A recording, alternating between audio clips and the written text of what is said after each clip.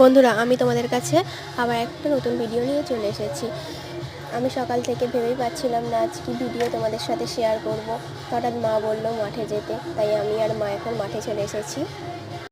আজ আমি তোমাদের সাথে মাঠেরই কিছু জিনিস শেয়ার করব। চলো দেখা যাক তাহলে।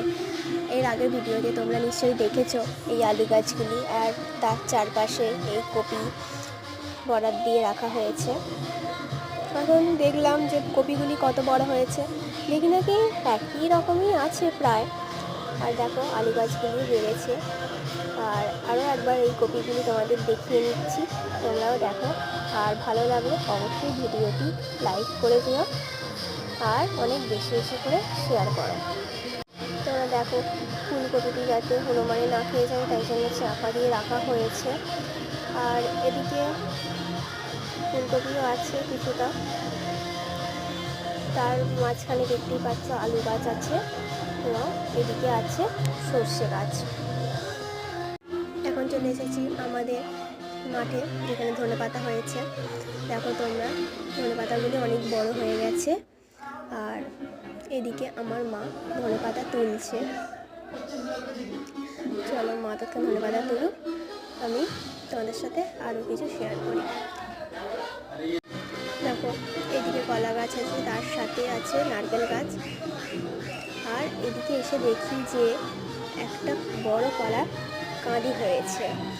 চলো তোমাদেরকেও দেখানো যাক তাহলে। দেখো এখন ছোট আছে তাই জন্য কাটেনি।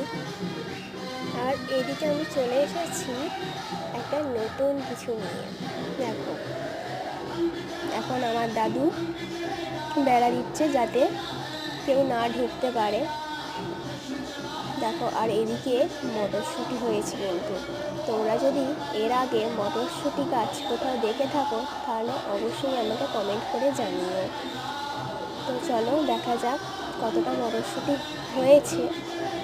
এখন আমি এসে দেখছি সেরকম মটরশুঁটি এখনো হয়নি, ফুল ধরে আছে। তো এখানে কত মটরশুঁটি হয়েছে দেখো তোমরা, কিন্তু ভেতরে কিছু নেই, এখনো হয়নি, এখনো দেরি আছে।